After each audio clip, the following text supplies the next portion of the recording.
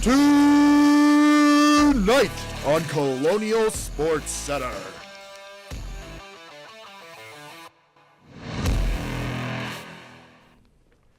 Good evening, everybody, and welcome to another edition of Colonial Sports Center. Unfortunately, our resident unks, Casey and Cam, had to take the night off. One show was just a little bit too much for them, but we are your hosts tonight. My name is Brett McGolick, joined by my partner in crime, Joey Dramasic. Joey, what do we got for the people tonight? Brett, we have a lot in store with a lot of awesome sports to cover. But, Brett, I see you have a nice chain on. Where'd you get that from? Yeah, I visited the Sports Talk In The Burgh store earlier today, and I received a nice little gift from our lovely producer and AP, who happens to be you, and I'm just happy to be here, Joey. I'm just happy to be here. I'm excited to be here, too. So let's get right into it with the men's soccer highlights as they took on Niagara University on Sunday in a high-scoring affair. Let's see the highlights from this game. So the Colonials looking to add another W to their season. But to start here, we're going to look at the Purple Eagles take a corner, and the ball goes in the back of the net. But question is, was that ball deflected? We see the guys going over to celebrate, but it's actually Juan Cardona, the corner kick taker, who is going to be the one that gets credit with the goal, as it did not get deflected by anyone before they went in the back of the net. A pretty even start so far to that first half, but as you can see in that one, Joey, any little deflection could break the scoring. Yeah, as we see here, a hard foul is going to be taken as the Colonials just kind of shove one of the Purple Eagles to the ground, and this play is going to be costly. As we see now, Cardona is going to put a free kick in, and Landon Hungerford takes a touch, gets passed over to Andre Santos, and shoots it at the top of the net. The Colonials did not start off so hot in this first half, and unfortunately going down 3 early. But we're just gonna have to wait and see. There's a lot of soccer left to play here. Football, soccer, same type of thing, depending on who you ask. Football. Yes. And right before the half, slip by Fabian Overkamp leads to the third goal for the Purple Eagles, and that is the last thing you want if you are the Colonials, going the half down now 3-0, which could have been 2. You're right, Joe. I mean, definitely not what you're looking for if you are the Colonials. And unfortunately, going into this game, the Colonials have not dropped one yet. So we're just going to have to wait and see here what the Colonials can do to try to come back. As we see here, Jackson Lee scores off a corner kick by Kevin Gorbel. His first collegiate goal, and also closes the gap for the Colonials. The bend and don't break Colonials. They bring it in within 2 with that Kevin Gorbel goal. Yep. And Jack Berjana puts in the ball past the middle. It looks like the play is over, but wait. Kyle Schoeneman finds the ball and puts it into the far post back of the net. You see the Purple Eagle goalkeeper is not happy with his outside left back. As we're going to take a look here, and we see the defender kind of taking a back step, having no awareness as Schoeneman gets the ball and puts it past the goalkeeper. That's why he is so upset right there. The Purple Eagles looked like they kind of went back to their nest on that one, Joey, maybe taking a little snooze, but the Schoeneman decided to take advantage of that one to put the Colonials within 1. However, the game was not all sunshine and rainbows for the Colonials in the second half as Brian Tezuka puts the ball in and he shoots it, but Jocelyn saves it. But wait, the ref said that it crossed the line. As we see Tezuka's attempt at a gritty, not the best one to say the least. I think you and I could probably have done a better job at that. As we see here, Lane goes to punch it out, in which he does, but the side judge said the ball crossed the line. I have faith in your gritty, Joey, but mine personally, I think my knee would probably explode if I tried to attempt that one. I know they're wearing the Vikings colors, but he's no Jay Jettas with that gritty. No, he's not, and the ball gets dished off to Schoeneman here, who makes a nice move, but gets taken down. But he's going to get back up, passes it to Victor Thompson, who's going to cross it in, and Berjana's on the end of it, but he gets taken down to the ground, and the ref calls a foul. Penalty kick will be taken for the Colonials. Gorbel stepped up to take the free kick, and he slotted it home, bringing the Colonials within 1. But unfortunately, that is all she wrote, as the Colonials will drop this game 4-3, their first loss of the season. It's unfortunate, Joey. They battled back, but unfortunately, that first half deficit just was too much for this Colonials team. Yep. Now, let's move on over to the women's side of the pitch, as they were coming off a 2-1 loss last Thursday against Bowling Green against St. Francis. Let's see how the Colonials fared against St. Francis in this one. As you can see, for the first time in the season, the Colonials draw. And it was a very close one. It looked very RMU dominant on the stat sheet, but not the stat that mattered. The goals. Still 0-0 on this one, but the Colonials would end up out shooting St. Francis 17-8 in this game. But again, Joey, they don't score. No, and obviously a draw is a draw, something that the Colonials did not want. But as you said, the Colonials shot 17 to the Red Flashes 8, which is a good sign if you're Coach Michelle Rick in getting their offense kind of going. As you know, the first couple games have kind of been slow on the offensive side. Sure, they've put in a few goals, but you know, finally seeing the offense get it going a little bit, obviously besides the goal, is a good sign for them to, as their season kind of goes on. For sure. It's all about chemistry, right? You can see these teams are slowly building their chemistry, putting more shots on net, making those connections, and it's just going to be nice to see how this team fares as we head later down the season. But when we come back on Colonial Sports Center, we head to the gridiron, so don't go anywhere.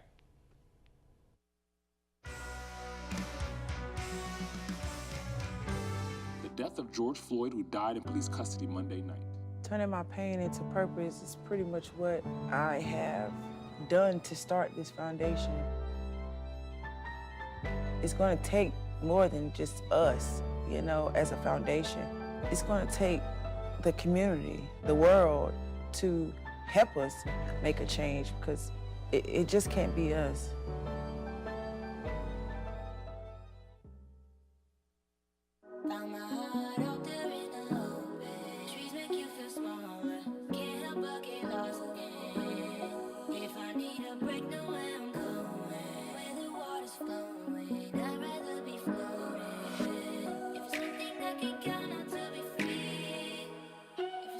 Feel the beat of nature at a park or forest near you.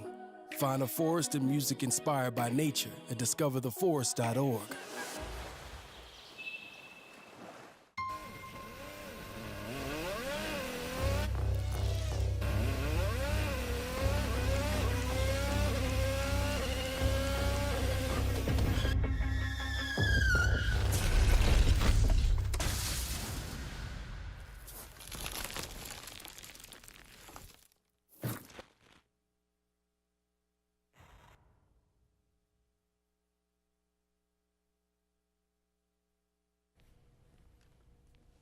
Welcome back to Colonial Sports Center. And now we're going to talk about the football team as they took on Youngstown State this weekend. And Brett, not the result that the Colonials are looking for. No, after a tough loss against WVU, a huge Big 12 school that we knew that the Colonials maybe weren't going to fare so well against, they went to Youngstown to play the Penguins, and hopes were a little bit higher. But if we take a look here, it's not going to be very well for the Colonials. 56-17 loss against the Youngstown Penguins. Zach Tanner went 16 for 29 on the day, 192 yards with 2 tutties. RMU offense only recorded 233 total yards on the day. And for the Penguins, it was a much better day. Maybe it's not so much for their quarterback, but on the ground, the Penguins were unstoppable. 264 rush yards and 4 touchdowns for the Penguins. As you can see here, this one was dominant for Youngstown, and the Colonials are struggling to start the season. Yeah, and the 264 rushing yards, I think, is the glaring stat there. Is on the in the run game, they out yardaged the Colonials by about 30 yards. So I think that's something that is definitely worrisome. Yeah, and that's just on the ground, which is that's what I'm talking about. Their quarterback didn't need a big day if their rushing game was, doing that well. Right. Well, this is not the first time the Youngstown Penguins have played the Colonials. Joey, you have the overall records against these two, because this is not like I was saying, this is not the first time these two teams have faced. No, this past weekend was the 6th time the two took against each other, and the Penguins have gone 6-0 against them, as we see here. Points per game, the Penguins have outscored the Colonials by about 27 points. In the rush game too, about almost 200 yards more. Yeah, the Youngstown offense has been absolutely bulldozing against the Colonials defense. It has been a rough one in these two matchups, even just traveling all the way to Ohio, or even in it's about 45 minutes. Yeah, 45-minute drive, I guess, does not fare too well for the Colonials. But as you can see, it has just been dominance all over both sides of the ball. But for the Colonials, it has been a struggle so far this season, dropping to letting up over 100 points in just 2 games. We are going to send it over to our resident ball knower, Noah Tennant. Thank you for joining us, Noah. So we have a few questions for you on how this team could possibly make things better. We knew that this team had an uphill battle against WVU, right? They put up, but 56-17 against Youngstown. What has gone wrong for this team? Thanks, Brett. I think it's pretty obvious that this team has been struggling on both sides of the ball, but not more glaringly than on defense. The defense has struggled a lot these first 2 games, being outscored 101-20 in just the first 2 games alone, and the effort just doesn't seem to be there for this Colonials team. I mean, there have been so many missed tackles. The positioning just seems to be all over the place, and just it needs a lot of work if they want to stop these teams. You mentioned this team needs a lot of work. You mentioned the effort isn't out there. You mentioned that the 101-20. How does this team fix these struggles to hopefully fare better this season? I think the biggest problem is the positioning, because good positioning equals to playmakers. So if good positioning, you can make a lot of those missed tackles that we've been seeing, especially on the run game, just not being able to stop the ground whatsoever. So I think that's a big area that needs a lot of improvement. Now, if the Colonials can somehow fix these mistakes, they can make these improvements. Does this team have the roster? Does this team have the ability to push for an NEC title? Where this team is at right now, I personally don't see them making a big run at the moment. They were 2 losses short last year of the NEC championship, and just where this team is at right now and the struggles on both sides of the ball, like giving up a lot of points, but also not scoring a whole lot either. This team at the moment is not in a very good place to make a big run. Well, thank you so much, Noah, for sitting down with us and talking a little bit of the gridiron for the Colonials this year. We will see the Colonials again on Saturday against West Liberty at home. So hopefully this team can finally pull out a win. Joey, what does this team do, man? I agree with a lot of what Noah said. I mean, they really need to keen in on a lot of their defensive mistakes and kind of lock in when it comes to, the missed tackles and just some of the plays that, if they get past them, got to get up, got to get ready for the next play. It's a one play type of game. One play you mess up, you got to get ready for the next one. What about the offensive side of the ball? It's been a struggle for the Colonials to find the end zone. Is there any way you think we could fix that aspect of the game? We're going to take out the West Virginia game because they're a bigger opponent than the Colonials, but Zach Tanner hasn't played all that bad. It's the run game that they have to get going. If the team, they had some decent receivers last year, but now this year, they need the run game. If Zach Tanner, if there was a critique for him, just to throw the ball more, stop being scared, stop rushing it by himself, give it to some of his running backs. But some of that might be the coaching too. Maybe the coaches don't have as much trust as maybe they should, and just let their quarterback do his thing. Let him throw the balls to his top receivers to make some big plays for them. Again, I think this all comes down to chemistry, right? We're only 2 games into the season. I think this is going to build somewhere over time. Zach Tanner, first-time starter. I think it's going to take a little bit of time for him to get adjusted. But speaking of making adjustments, we have some off-season updates for the Colonials when we come back on Colonial Sports Center.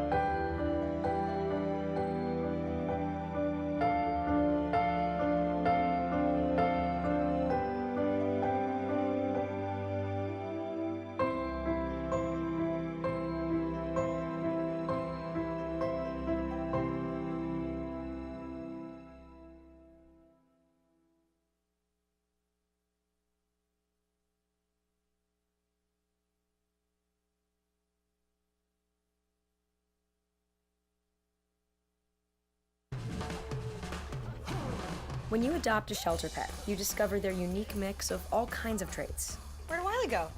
Where's Wiley?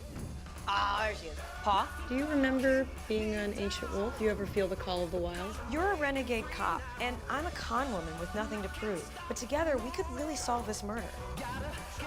They're a little bit of a lot of things. But all of them are pure love.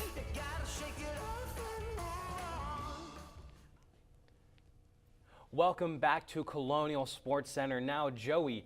Now, not all teams are officially back yet, but that doesn't mean they've been quiet so far this year. We have some off-season updates to catch everyone up on. Now, the first one we have here is one personally I am slightly, maybe not so slightly geeking about. The RMU women's hockey team will be taking on Penn State on January 31st. The team will make program history by playing the Nittany Lions in Beaver Stadium. In their first ever outdoor game as a part of Penn State's Hockey Valley event. Now, this team is coming back with a pretty veteran core, but they also have some new transfers coming in and new players coming in. So, I'm geeked, Joey. I said it. I'm geeked. Are you as geeked as I am? Is this the event for Bobby Miller this year? This is going to be a huge event. You know, last year it had a lot of postseason runs in the NCAA tournament, and you know, playing in this type of event in this stadium for a hockey team is definitely exciting. And you know, some of these players will never have the chance to play at this type of arena venue ever again. So I think for them it'd be something that's very exciting for them. Not even also for the players for sure, but even also for just the school in general. This is huge to see people from good old Bobby Mill make that trek out to Beaver Stadium, fill that with the red and blue, maybe not all the way full with red and blue. We're going to see a lot of blue and white up there. Hopefully, but I think this is huge for the Colonials, and this is definitely my most exciting moment of the year. But Joe, you got more. Yeah, another winter sport we're gonna talk into is the women's basketball team. They had a very busy offseason with Coach Chandler McCabe bringing in 11 new players, and only 3 of them stayed from last year. Jenica Suggs, Jada Lee, and Noah Gavan were the only players that are returning from last year. And 5 of the new 11 players are freshmen. So there's a lot of inexperience, just not only at the collegiate level, but also in Coach Chandler McCabe's game plan and her way of doing things. So Brett, does the inexperience kind of worry you for this Colonials team? We saw this sort of thing last year as well. Like you said, the Colonials only had 3 players staying from the last year's team, but we also saw that the Colonials growing pains from last year as well when they started the season. New coach in Chandler McCabe, her first season with the team. Now she's more connected with the roster. Now she has a full offseason preparing with everybody. I think this Colonials team is going to be just fine. They also got 3 veterans in Given, Lee, and Suggs. So it's not all new faces out there. And with a great coach like Chandler McCabe at the helm, I think this team is going to be A-okay. Yeah, and as you touched on, she had her first full summer with her own team, not any players from the year before and the coach before. But I mean, we're talking about women's basketball. You have some stuff about the men's basketball team too. Oh my goodness, Joey. Again, I'm going to say it again. I'm geeked. Last year, the men's basketball team had their March Madness appearance for the first time in 5 years, also Horizon League champions. Unfortunately, a bunch of those players aren't on this team anymore, but the schedule was released, and it looks like opening up the season, they're going against last year's Horizon League Player of the Year and former RMU Colonial, I might add, Alvaro Figueres and the Iowa Hawks. Colonials are facing the Hawks for the first time since the 05 and 06 season. The Colonials are white hot. I know it's been an off season. I know it's not the same team. But I'm confident saying that this Colonials team is white hot. Joey, are you as excited for the Colonials men's basketball team as I am? Are they must watch this season? Oh, they're going to be must watch because last year's team had a bunch of transfers. But the Iowa game, I mean, Alvaro Figueres, the octopus. I mean, any game, no matter if he's on the Colonials or not, it's going to be must-watch television. El Pulpo himself. It is going to be fantastic to see how this team goes. But, Joey, you got one more for us here. Yep, one more indeed, and that's the men's lacrosse team, as they had a busy last couple of days with the NLL draft, and with Will McLeod was drafted 12th to the Halifax Thunderbirds, and then 3 spots later, Bo Columbus was drafted 15th and is headed to Philly and will be joining the Wings in the NLL this season. And RMU had the highest number of players drafted by one program this season. So, Brett, with all the success that is now in the National League Lacrosse, in the National Lacrosse League, does this excite you about men's lacrosse this season for the Colonials? How can it not? On the college level as well as a professional level. Well, I can't wait to go and look on my TV, watch some NLL lacrosse, and see, hey, that guy was a Colonial, you know? And it is just going to be amazing to see that we have this recognition now, and how that the Robert Morris Colonials are now more than just a household name. You got these guys playing at this level. And also, that just is showing that the Colonials are not done yet. They're going to be brewing. They're going to be brewing more players. They're going to be cooking. They're going to be cooking. They're going to be cooking more players up, and it is going to be fantastic to see the men's lacrosse team this year. Just a lot of positive news. A lot of exciting things for the Colonials on all their sports teams this upcoming season for all of them, and it'll be really exciting to watch. It's going to be. I'm just excited, Joey. Again, I'm geeked. I'm geeked too. I agree with you. I'm geeked. Well, when we come back on Colonial Sports Center, it is everyone's favorite time of the week, but Joey's got a little surprise for us.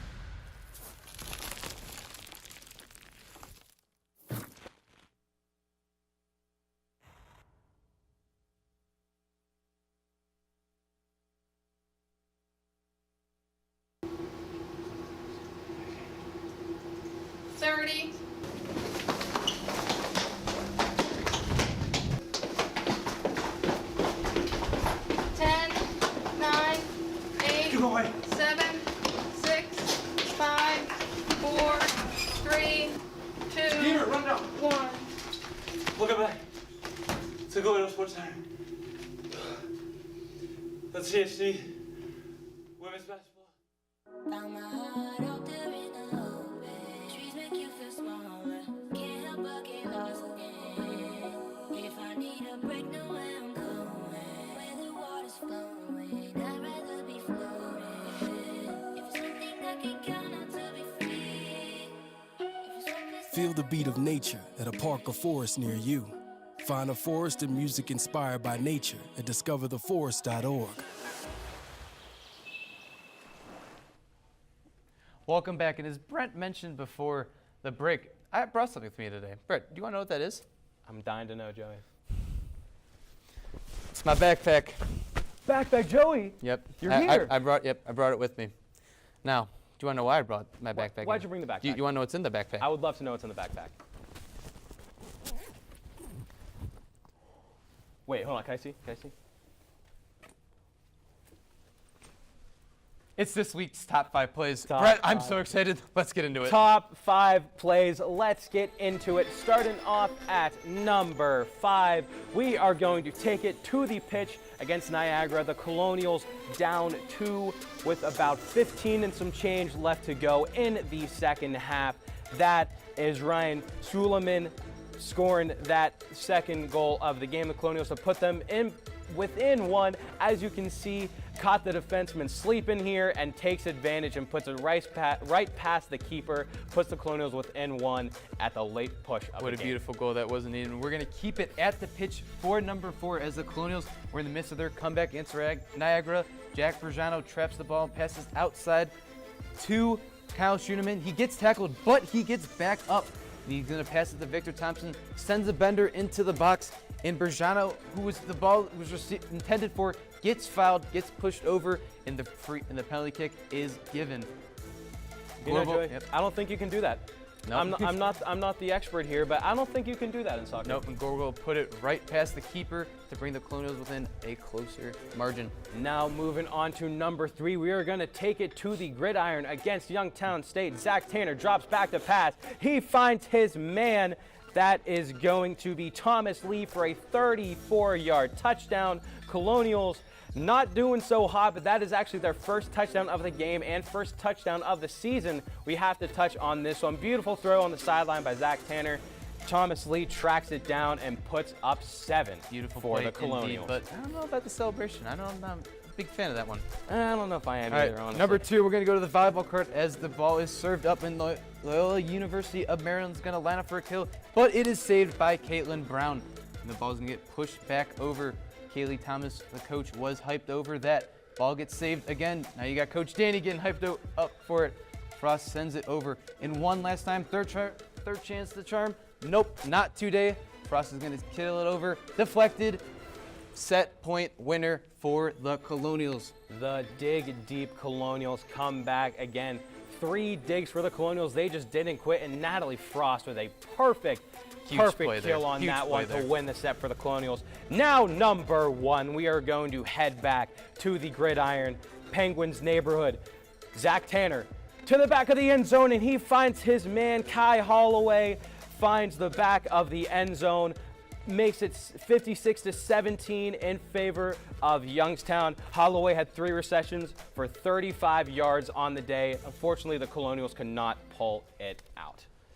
So, Brett, how did the backpack do this week? Did a pretty good job with the plays? You know, there's one reason why they call you Backpack Joey, and that is because you always deliver. Backpack always delivers. But I think there's one more thing in that backpack, Joey. You're right. Wait, hold on. Let me check one more time. It's the games to watch. Let's kick off with our games to watch. I think we have to go with RMU football against West Liberty at home. First game of the season at home for the Colonials. Their home opener. It is going to be one for the ages. The Colonials need one big here.